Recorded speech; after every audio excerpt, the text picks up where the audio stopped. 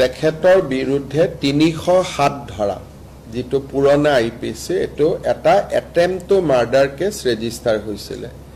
attempt to murder case register হলে তেওঁলোকৰ তেনেকুৱা আসামিক মাৰ্ডাৰ কেছ বা অ্যাটেম্প্ট টু মাৰ্ডাৰ কেছৰ আসামিক হ্যান্ডকাফ লগোৱাটো পুলিচৰ দায়িত্ব পুলিচে লগাব লাগে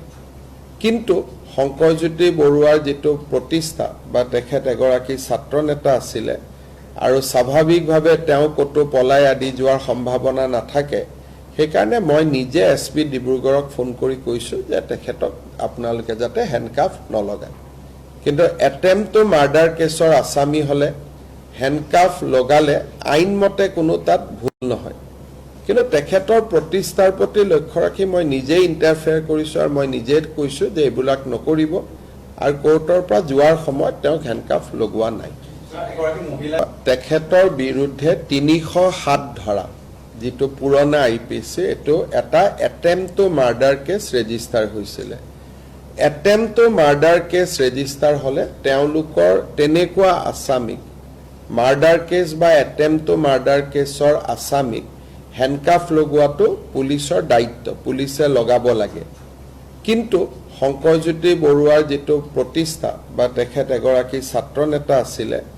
আৰু স্বাভাৱিকভাৱে তেওঁ কতো পলাই আদি যোৱাৰ সম্ভাৱনা নাথাকে সেইকাৰণে মই নিজে এসপি ডিব্ৰুগড়ক ফোন কৰি কৈছো যে তেখেতক আপোনালোকে যাতে হ্যান্ডকাফ নলগায়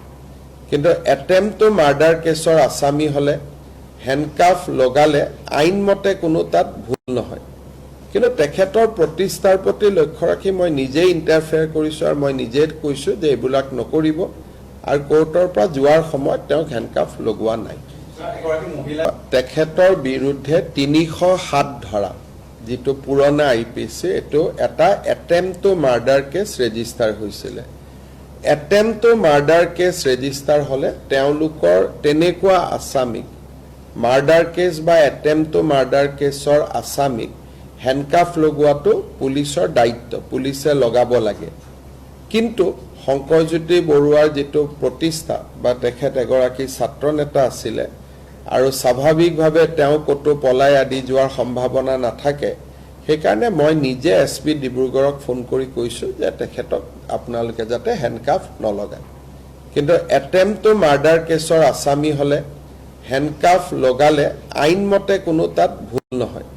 কিন্তু তেখেতৰ প্ৰতিষ্ঠাৰ প্ৰতি লক্ষ্য ৰাখি মই নিজে ইন্টাৰফেয়াৰ কৰিছো আৰু মই নিজে কৈছো যে এইবিলাক নকৰিব আৰু কোৰ্টৰ পৰা যোৱাৰ সময়ত তেওঁ হ্যান্ডকাফ লগোৱা নাই তেখেতৰ বিৰুদ্ধে ৩০৭ ধাৰা যেটো পুৰণা আইপিসি এটো এটা attempt to murder case register হৈছিল attempt to murder case register হলে তেওঁলোকৰ তেনেকুৱা আসামিক মাৰ্ডাৰ কেছ বা অ্যাটেম্প্ট টু মাৰ্ডাৰ কেছৰ আসামিক হ্যান্ডকাফ লগোৱাটো পুলিচৰ দায়িত্ব পুলিচে লগাব লাগে কিন্তু শংকৰজ্যোতি বৰুৱাৰ যেটো প্ৰতিষ্ঠা বা তেখেত এগৰাকী ছাত্ৰ নেতা আছিল আৰু স্বাভাৱিকভাৱে তেওঁ কতো পলাই আদি যোৱাৰ সম্ভাৱনা নাথাকে সেইকাৰণে মই নিজে এসপি ডিব্ৰুগড়ক ফোন কৰি কৈছো যে তেখেতক আপোনালোকে যাতে হ্যান্ডকাফ নলগায়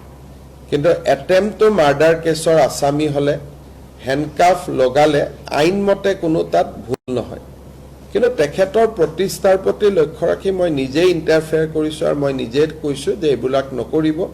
আৰু কোৰ্টৰ পৰা যোৱাৰ সময়ত তেওঁ হ্যান্ডকাফ লগোৱা নাই